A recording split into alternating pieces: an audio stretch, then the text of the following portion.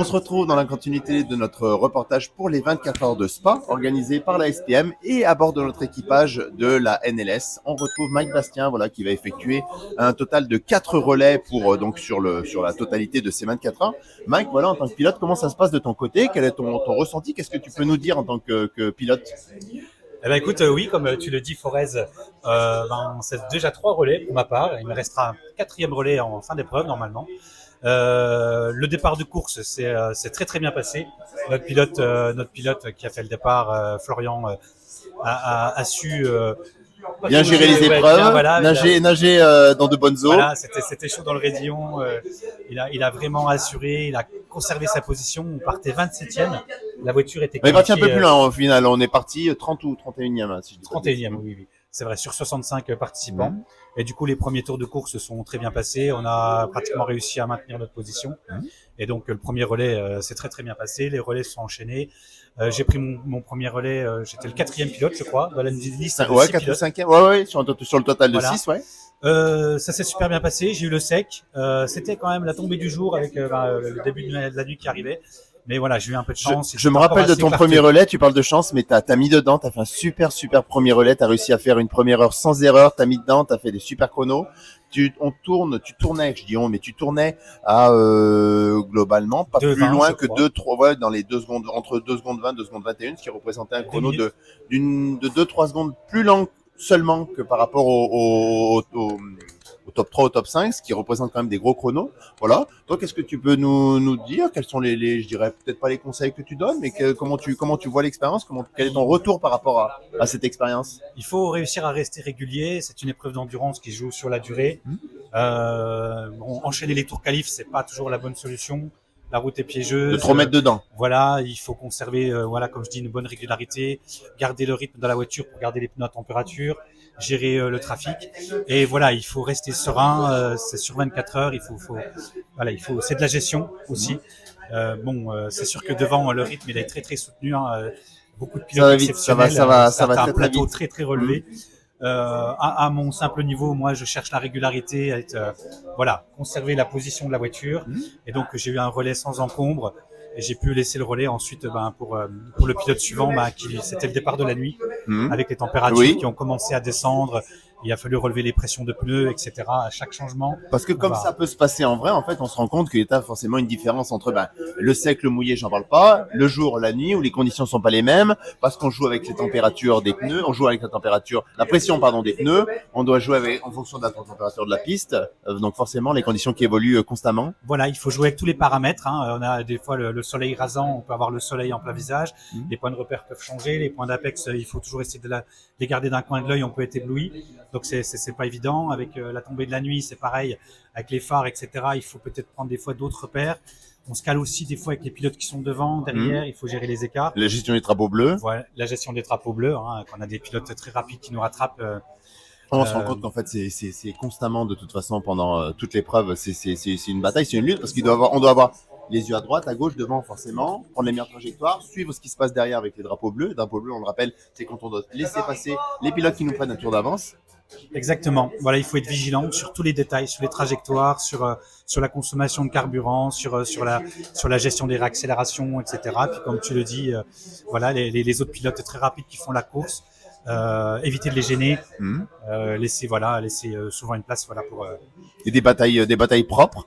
On se rappelle de plusieurs, mais dont un en particulier gros dépassement que tu as pu effectuer, surtout sur ton premier relais. Sur mon premier relais, ouais, j'ai connu que des batailles propres. J'ai eu un beau dépassement, donc tout en haut d'Iraedion, en arrivant au Combe, sur le circuit de Spa-Francorchamps, à la fin du premier secteur. Voilà, donc j'ai pu plonger au point de corde pour faire un freinage incisif, vraiment où j'ai pu surprendre le pilote, je pense. Des dépassements qui marquent, qui font plaisir. Oui, voilà. Les dépassements qui se passent sans encombre et puis avec beaucoup de respect, en laissant toujours la place.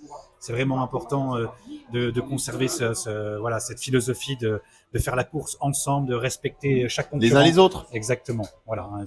J'ai l'impression quand même, d'un point de vue extérieur, que ça me semblait quand même être une course assez. Il y a des erreurs à droite et à gauche, on va pas se mentir, mais que ça restait globalement dans le respect. Oui. Voilà, je sais pas ce que tu en penses là-dessus. J'ai vu aucun comportement exagéré. Ou excessif. Voilà. C'est la course de 24 heures, hein, donc il y en a qui. La fatigue. Là, au moment où nous sommes, il reste 3 heures de route. On a encore 40 participants. Donc 40 équipages, si on fait une moyenne de 40 x 3, c'est-à-dire c'est encore 120 pilotes qui sont en moyenne, je dis en moyenne, 120 pilotes qui sont encore en course, ni plus ni moins. Et Mike, toi aujourd'hui, de ton expérience, de, comment dirais-je, d'ex-pilote également, d'ex-pilote IRL si je puis dire, quels peuvent être le ou les conseils que tu donnerais à celles et ceux qui voudraient se lancer dans le sim racing? Ou même sans aller jusqu'au sim racing, dans la conduite des jeux de voiture, comme Assetto ou autre. Eh ben, écoutez, voilà, si c'est votre passion, avec l'évolution voilà, du matériel qu'on a à notre disposition, qu'on peut avoir à notre disposition maintenant pour piloter, la qualité du matériel, avec la qualité des jeux qui sont proposés sur le marché, on peut totalement revivre une expérience très réaliste, avoir de bonnes sensations, de beaux ressentis.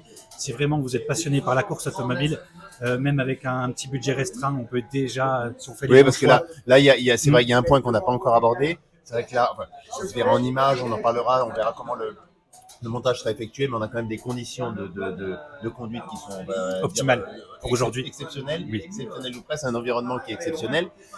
Mais bon, il est tout à fait possible, quel est ton point de vue là-dessus, de faire une montée en gamme petit à petit en fonction de, voilà, de la passion ou de ce qu'on peut faire, de ce qu'on envisage. Et c'est comme pour toutes les passions, de ce qu'on souhaite mettre ou non dans telle ou telle passion.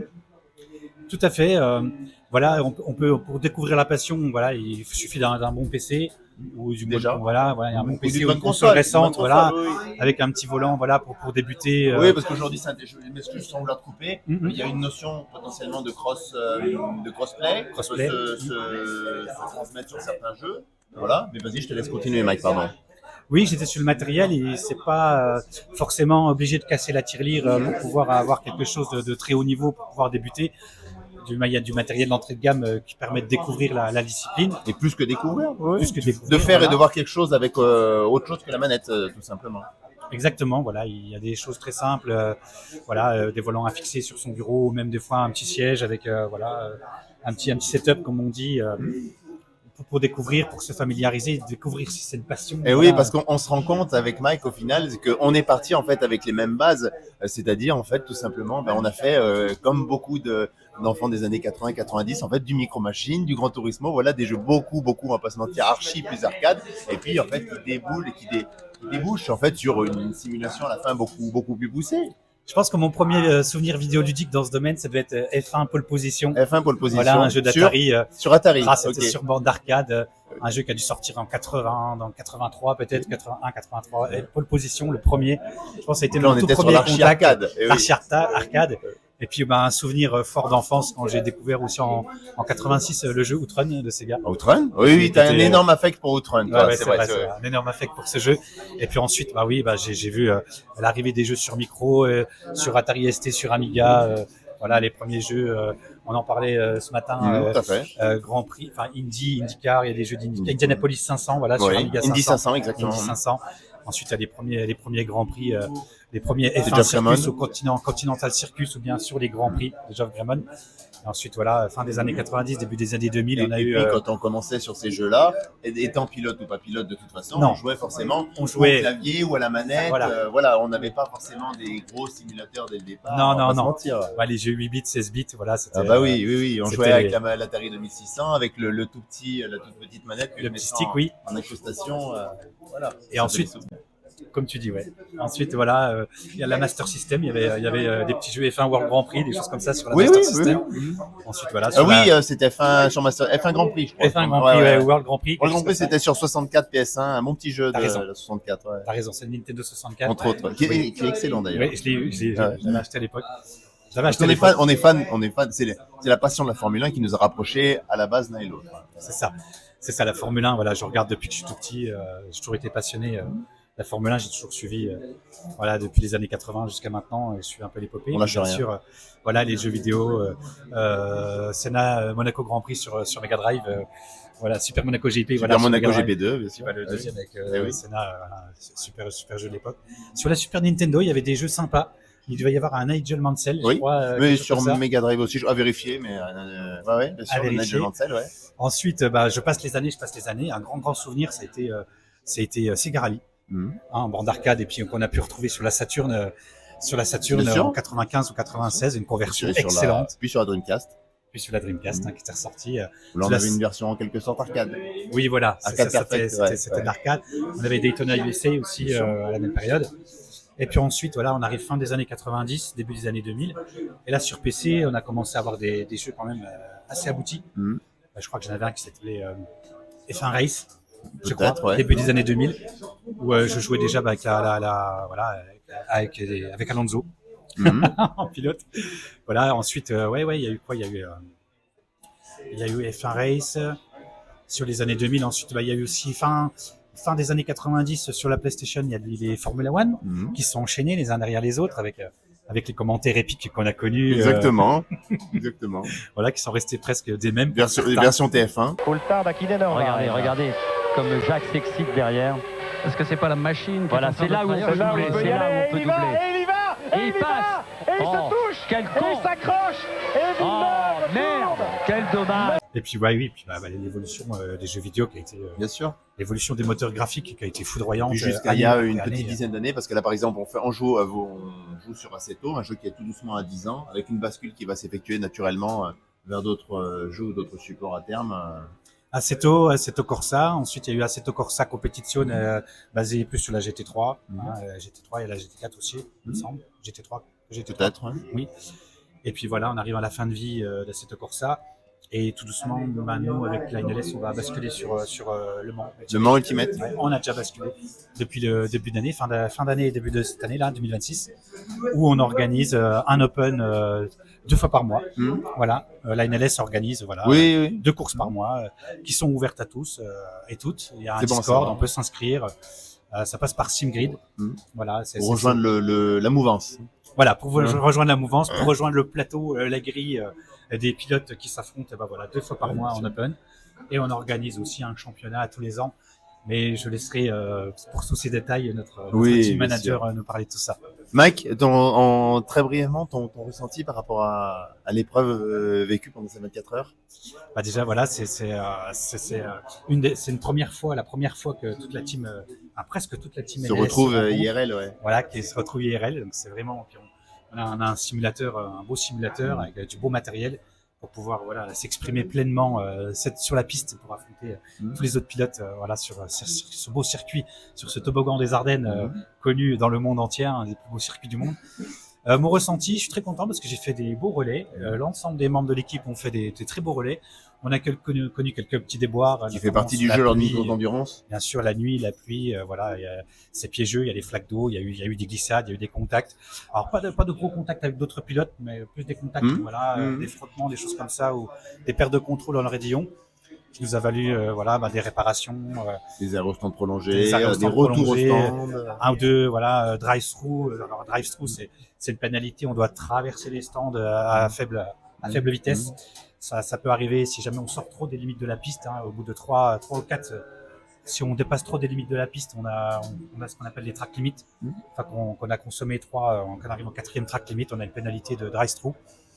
Attention aussi aux excès de vitesse dans les stands. Il faut nous a pénalisé au moins une fois ou deux si c'est pas plus. Voilà, bien faire le bouton, le pit limiter quand on arrive pour pas dépasser les 50 km/h dans la voie des stands. Sinon, on est pénalisé par un excès de vitesse.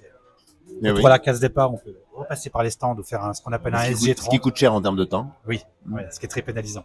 Il vaut mieux perdre quelques secondes en piste plutôt que vaut mieux perdre quelques secondes en piste pour essayer d'assurer certains virages plutôt que de risquer de perdre la voiture, partir en embardée ou faire ou au pire casser du matériel.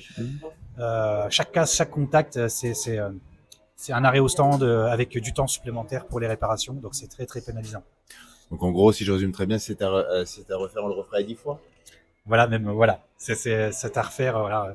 Pour rien au monde, je manquerai ce rendez-vous. On a pu tous se retrouver et puis participer à une épreuve de 24 heures tous ensemble entre pilotes NLS.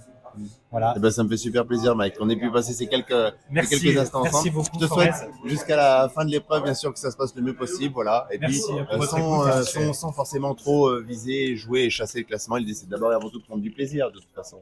Tout à fait. Merci d'avoir regardé.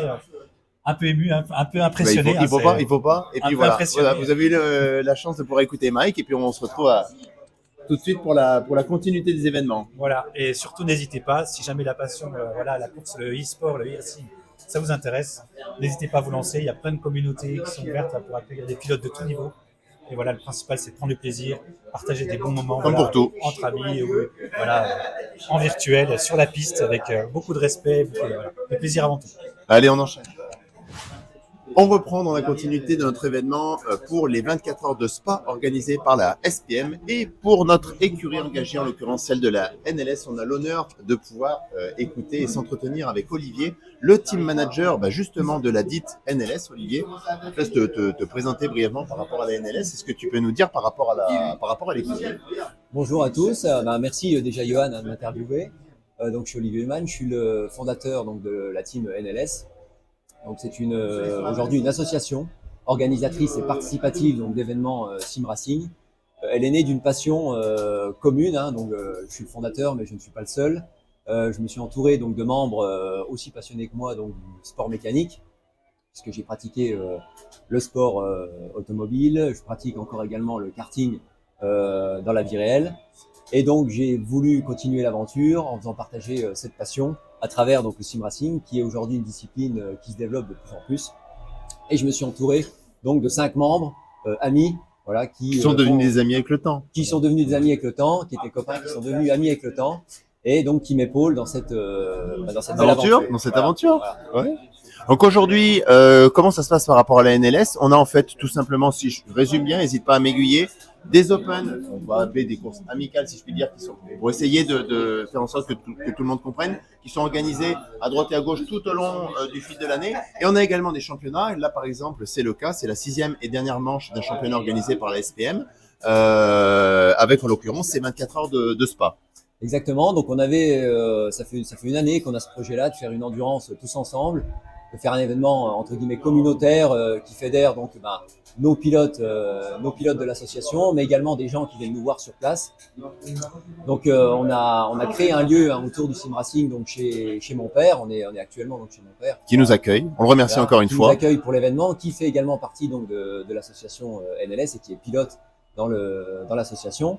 Donc on est tous là aujourd'hui, on avait ce projet de faire une endurance, on a sélectionné une endurance de 24 heures puisque c'est un événement qui dure un petit peu dans le temps et qui vaut le coup d'être vécu par tous. Et sur le côté humain, entre autres. Voilà, et sur le côté humain et surtout voilà un événement qui permet de partager pas mal de choses. 24 heures c'est quand même quelque chose qui marque les esprits.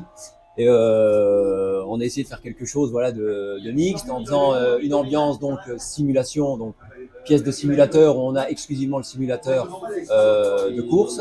On a une ambiance réceptive, buffet, table pour se ça c'est le bonus, c'est le côté bonus. Voilà, c'est le côté bonus, voilà, pour que tout le monde se sente pour que bien. sur l'humain chacun se sente bien. Tout à fait. On a un espace jeu avec baby-foot, circuit 24. On a une salle de repos également. C'est l'énorme cerise sur le gâteau. Voilà, c'est la salle de que repos. j'imagine chacun. Alors on n'est pas avec les uns et les autres, hein, bien sûr, on voit pas les 50 et quelques autres équipages, mais ça c'est la grosse cerise sur le gâteau, voilà. Voilà, c'est ça. Mais en tout cas, voilà, tout est réuni sur place pour que tous ceux qui viennent participer à l'endurance et ceux qui viennent nous voir sur place soient bien et qui profitent de toute la structure qu'on leur a mis à disposition pour cet événement.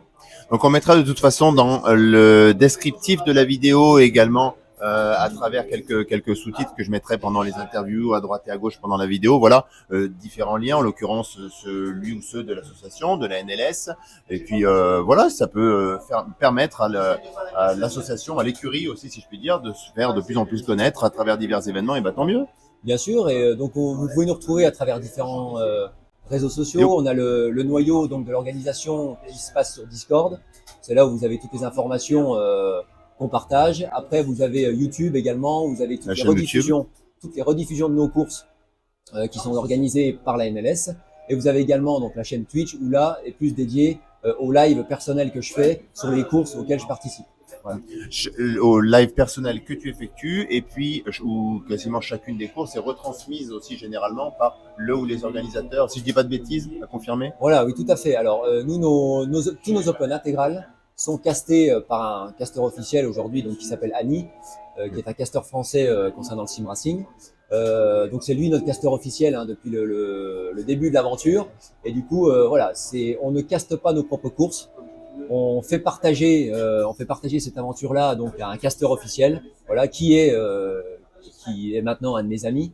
Et voilà, c'est plutôt une belle aventure de pouvoir boucler la boucle et d'avoir un petit peu des intervenants dans tous les domaines. Et on trouve ça plutôt sympa. Bilan, toi, après, on arrive tout doucement à 2 heures près, à 2h40 près de la fin de la fin de ces 24 heures. Ton premier bilan pré-bilan à chaud. Eh ben, mon premier bilan, alors je vais mettre le résultat de côté puisqu'il y a deux choses à voir. Hein. C'est sûr que dans une course, on est là pour faire un résultat, on le sait. Mais avant tout, peu importe le résultat, c'est l'ambiance qu'on y apporte. Aujourd'hui, rouler, peu importe sa place, peu importe son niveau, c'est déjà bien de pouvoir le faire. Donc aujourd'hui, je vois plutôt Il y a un ça, niveau parce qu'il y a un niveau de fou quand même. il y a un gros niveau dans ce genre d'organisation. Il y a des pilotes internationaux, il y a des écuries Oui, internationales qui viennent rouler. c'est vrai. Je voulais qu'on dise mini aparté parce qu'on avait des écuries, donc certes, la plupart pas dominantes françaises.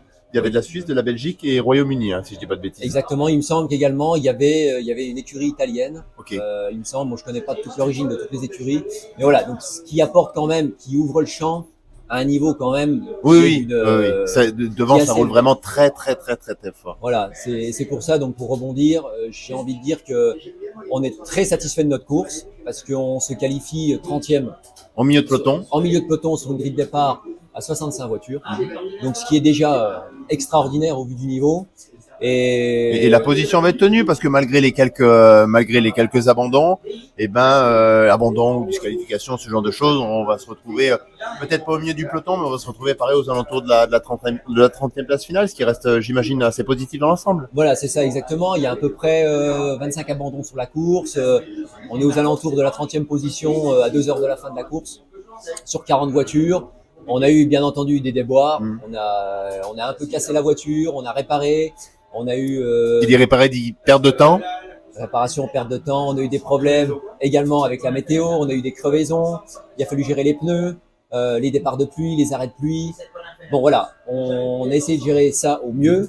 La course n'est pas encore finie, il reste 2 heures, mais au vu des écarts qu'il y a, on n'attend plus de miracle sur le résultat. Mais en tout cas, voilà, ce qu'on retiendra. Et d'ailleurs, je remercie toute mon organisation, voilà, de nous avoir suivis. Oui. aujourd'hui, parce que c'est important de remercier quand même, voilà, tous les membres qui sont là, tous les pilotes, tous les gens qui sont venus aussi pour nous voir sur place. Et les gens qui nous ont suivis également sur le live pendant 24 heures. On a des gens qui ont été là régulièrement pendant 24 heures et on les Un remercie. suivi, parce ça que- fait plaisir. Tout à fait, parce que c'est aussi grâce à eux qu'on fait vivre cette expérience-là.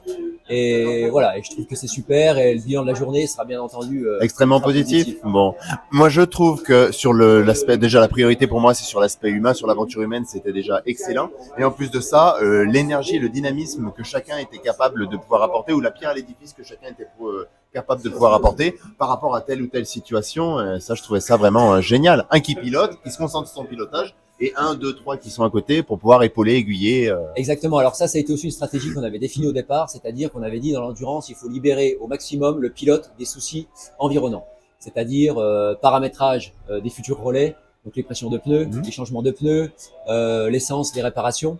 Donc on s'était mis d'accord sur le fait que le pilote qui reprenait le volant paramétrait en parallèle la voiture de façon à ce que le pilote il se concentre vraiment Sur son pilotage. Ok. Donc positif. 100% positif et Ultra 100% positif. à refaire. On a réussi à tenir toute la nuit, Ouais. à se relayer. Quelques-uns ont dormi plus que d'autres, d'autres Ouais. n'ont pas dormi du tout. Voilà, donc c'est ça aussi l'expérience d'une course de 24 heures. On espère pouvoir leur vivre, hein, puisque c'est des événements qu'on réitérera. Tous les week-ends. Voilà, alors, tous les week-ends, ça serait mentir, mais voilà, on réitérera. Aujourd'hui, on a des projets au sein de la structure et ça en fait partie. Oui. Ok. Quand tu dis on en fait partie, et ça en fait partie, on parle pas du tout de tous les week-ends, c'est une blague loin de là. En tout cas, ça me fait plaisir, Olivier, qu'on ait pu échanger, se débriefer comme ça. Et puis voilà, au plaisir de pouvoir échanger de toute façon à nouveau. On va pouvoir continuer, enchaîner, finir notre course comme il se doit. Eh ben, Johan, je te remercie en tout cas d'être venu. Bah, c'est la moindre des choses. de m'avoir permis de faire cette interview parce que c'est toujours avec plaisir qu'on partage notre passion. Et en tout cas, voilà, tu seras toujours le bienvenu. Yann. Exact. Bah, ça me fait super plaisir. Merci. On enchaîne.